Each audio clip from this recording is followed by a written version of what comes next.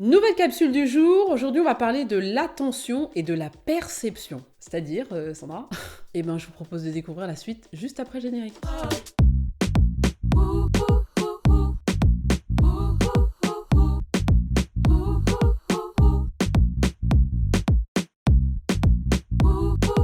Est-ce que vous savez le nombre d'informations qu'on reçoit à la seconde? C'est plusieurs millions d'informations, enfin c'est énorme. Ne serait-ce que l'analyse en fait du monde, qui se fait principalement par nos sens, dans un premier temps, elle est colossale. On reçoit tellement d'informations que le cerveau ne peut pas les traiter. C'est énorme. Comme le cerveau ne peut pas traiter les informations qu'il reçoit parce qu'il y en a trop, il fait ce qu'on appelle des déductions. En faisant ces déductions, est-ce qu'on doit comprendre que du coup, la perception qu'on a du monde, elle est erronée, ou pas forcément juste, ou en tout cas qu'elle est unique à chaque personne. On est 7 milliards et je sais plus combien de millions d'habitants, donc ça voudrait dire que dans une situation, on aurait potentiellement 7 milliards et quelques possibilités d'analyse de la situation. Et je vais vous expliquer pourquoi est-ce que c'est comme ça. Ne serait-ce que la stimulation visuelle, donc un de vos sens qui est la vue, quand vous l'avez, ce sens-là, eh bien vous recevez énormément d'informations donc de votre pupille et donc votre nerf oculaire, votre nerf optique. Ces informations vont être analysées. Généralement, pour pouvoir vous situer dans un espace, en fait, vous allez analyser, c'est très très rapide, hein, vous vous en rendez absolument pas compte, mais il va y avoir toutes les dimensions liées aux symétries, donc l'agencement, des lignes, les ombres aussi. Les ombres sont extrêmement analysées, parce qu'en fait, les ombres vont vous permettre de voir ou pas certains éléments. En gros, sur une des plateformes de streaming, pour ne pas la citer et ne pas nous faire de la publicité, on a une émission qui s'appelle Brain's Game, qui est très très bien, et qui est d'ailleurs accessible aux enfants, que je vous invite à regarder. Et en fait, dans cette émission, vous voyez à quel point le cerveau nous trompe. Comment la perception,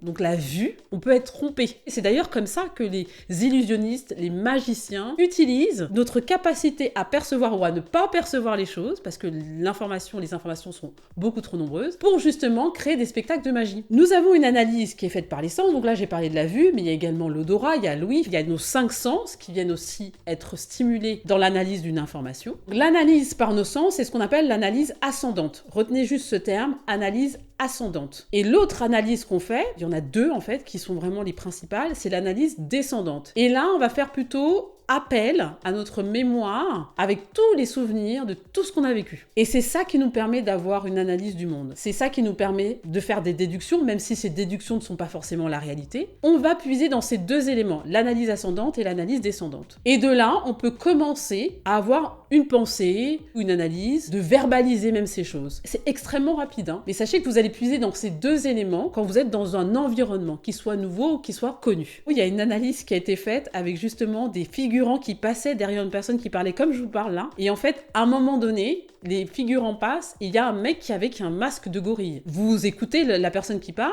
on stoppe la vidéo et on vous demande si vous avez pu identifier le gorille qui passait derrière le speaker. Et généralement, vous l'avez pas vu parce que vous êtes concentré, vous êtes focus sur le speaker. Alors, je vais vous donner un truc. D'ailleurs, c'est souvent utilisé par certaines personnes un peu malveillantes. On vous arrête dans la rue, on vous pose une question, donc vous êtes focus sur la question, puis on vous vole quelque chose, quoi. Contrairement à ce qu'on peut penser, le cerveau ne peut pas multitasker. Le cerveau ne peut pas faire plusieurs choses en même temps. À partir du moment où vous êtes focalisé sur une tâche, une question, une mission, un élément que vous réalisez, il est difficile pour le cerveau d'aller faire différentes choses en même temps. C'est pas possible. Même si vous le faites, vous le ferez pas bien. Il y a une autre analyse qui a été faite justement sur des gens qui conduisaient, on a analysé, on leur a posé des questions, on leur a demandé de réfléchir sur différentes choses. Ils étaient incapables en même temps de retenir l'itinéraire et en même temps de répondre à la question. Moi qui étais adepte du multitasking, qui le suis toujours un peu même d'ailleurs, et ben en fait le cerveau n'aime pas du tout ça. Là je vais vous faire un petit test, allez je vais vous faire un petit test. Ok, là il y a des mots qui sont affichés, est-ce que vous pouvez me dire combien de fois il y a écrit le mot 6? Alors naturellement, le cerveau va vouloir dire 6, parce que je vous ai posé en fait une question dans laquelle j'ai mis un marqueur, vous allez naturellement répondre 6, parce que c'est logique pour lui de dire 6. Mais en fait il y a écrit 4 fois le mot 6. On appelle ça l'effet Stroop, c'est-à-dire que le cerveau, lui, il va analyser l'information par rapport à ce que vous allez lui donner. Donc quand vous lui donnez un mot qui est écrit, que vous lui demandez de manière numéraire de dire combien de fois ce mot est écrit, il va avoir de manière automatique le réflexe de vous donner le nombre que vous lisez. Donc ça, c'est l'effet Stroop, c'est assez intéressant. Même chose, Xavier vient de me donner une idée. Même chose, c'est avec les couleurs. Si je vous marque un rond là, et je vous écris bleu à l'intérieur, et je vous pose la question, quelle est la couleur? Ben, vous allez automatiquement lire le mot bleu,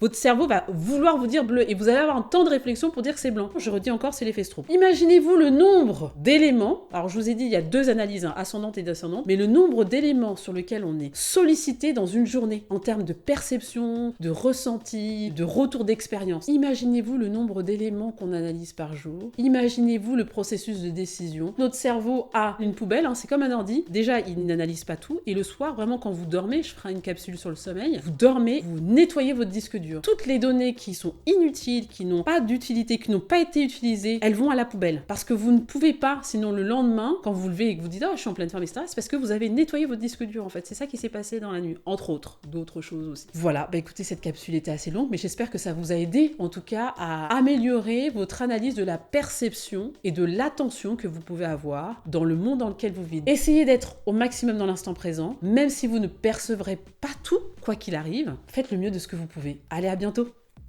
Tu vas afficher 6 mots 6 à côté de moi. 6 ou 6? Ouais, tu vas écrire 6 fois. Non, n'importe quoi. Tu vas écrire 6 4 fois. 6, 6, 6, En toutes 6. lettres. Ouais. Ok. Ok, tu vas écrire les mots. Merci d'avoir suivi ce contenu. Rendez-vous du lundi au vendredi à 8h pour suivre la capsule des 5 minutes avec Sandra. Partagez, abonnez-vous, likez. Rendez-vous sur la chaîne YouTube Upgrade Group. À très bientôt.